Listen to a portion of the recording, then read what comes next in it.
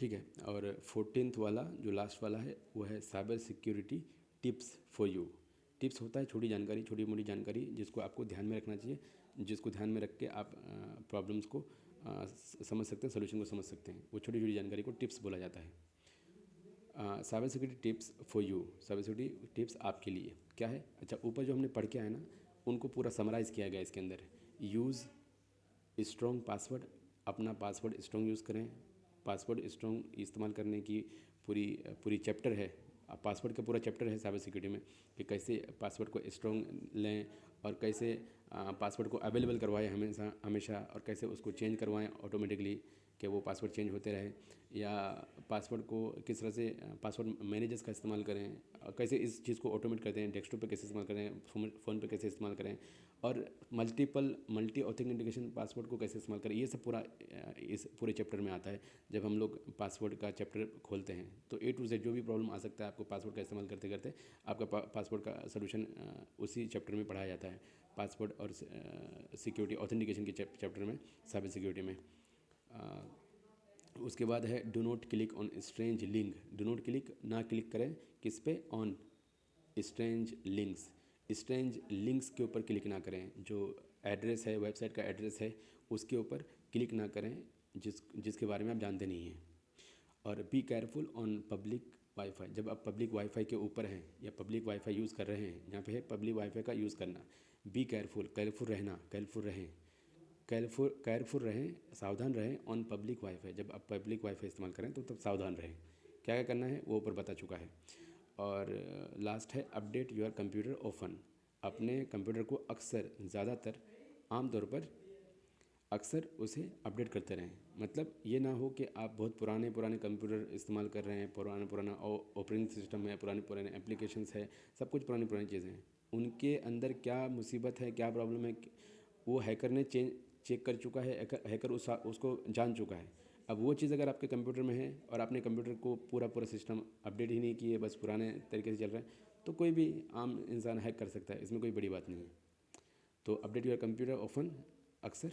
उसके बाद मैंने नीचे दिया हूँ कुछ रेफरेंस जो कि द कुरानिक रेफरेंसेस है, relate to principle applicable to the cyber security.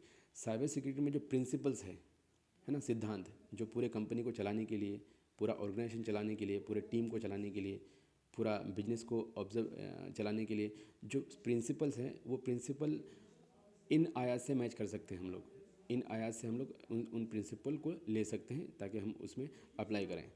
अच्छा, ये आयात उस साइबर सिक्योरिटी का कोर्स नहीं है या उस साइबर सिक्योरिटी का प्रॉब्लम का सलूशन नहीं है, बल्कि उस साइबर सिक्योरिटी की पूरी कंपनी को चलाने के लिए जो सिद्धांत चाहिए, जो अनुशासन चाहिए, वो है। यहाँ पे 6 मैंने निकाला हूँ, आप और भी निकाल सकते हैं चाहे तो वहाँ कुरान से। और चलिए इसमें क्या करना है हमें, सिर्फ अच्छा 6 पॉइंट में क्या है, ट्रस्ट एंड इंटीग्रिटी है। ट्रस्ट मतलब भरोसा और इंटीग्रिटी, शुद्धता, उसके ऊपर बातचीत हो रही है कुरान चैप्टर 4:58 में। अवॉइड हराम, अवॉइड हराम मतलब मना करें, डिक्लाइन करें, एक्सेप्ट ना करें हराम को, जो हलाल नहीं है, मतलब जो एक्सेप्टेबल नहीं है, जो इंसान के लिए हार्मफुल है, ह्यूमन काइंड के लिए। अकाउंटेबिलिटी मतलब आपकी अकाउंटेबिलिटी होगी, उसके ऊपर यहाँ पे चैप्टर में चैप्टर 2:188 में बातचीत की गई है, वर्स अकाउंटेबिलिटी के ऊपर। अकाउंटेबिलिटी का प्रिंसिपल सिखाया गया। और नॉलेज एंड विजिलेंस के ऊपर बातचीत चल रही है, guarding against evil, justice and fairness के बारे में। तो बस इनको चेक करने के लिए हमें इस किसी भी आयत के ऊपर इस तरह से क्लिक करना है और वो आयत डायरेक्ट मुझे जम करवा देगा कुरान.com के वेबसाइट पे जाके, और फिर मैं वहाँ पे जाके आयत को पढ़ सकता हूँ। और इस तरह से आयत पढ़ के मैं अपना एग्ज़ाम पास कर सकता हूँ आयत को समझ के। अच्छा, ये इंग्लिश में ही नहीं है बल्कि उर्दू में भी है, और आप जिस भाषा में चाहते हैं उस भाषा में अवेलेबल है ये। कंटिन्यू, यहाँ से आप सेटिंग में जाके, इस सेटिंग में से जाके आप अलग अलग भाषा में आप चुन सकते हैं जिसमें इसको पढ़ना है आपको। ट्रांसलेशन में है, यहाँ से आप ट्रांसलेशन को अलग अलग भाषा में लेके उस है ना, अलग अलग भाषा में अलग अलग राइटर के हिसाब से वो ट्रांसलेशन अवेलेबल है अरबिक के अलावा। तो ये इस तरह से वहाँ पूरा चैप्टर ले सकते हैं। इस तरह से हम लोग दूसरा अगर आयत क्लिक करें इस तरह से तो वो डायरेक्ट उसके ऊपर क्लिक करना है और डायरेक्ट यहाँ पे हमको जम करवा देगा, उसे हम लोग यहाँ से पढ़ सकते हैं। मैं यहाँ पे सेटिंग करके रखा हूँ रीडिंग के लिए, इसलिए वो यहाँ पे दिया है। असल में आप जब क्लिक करेंगे तो आपका इस तरह से खुलेगा उसका translation. O believers take your precautions and go forth either in groups or together. Okay, चलिए हम लोग दूसरे आयत को ओपन कर सकते हैं।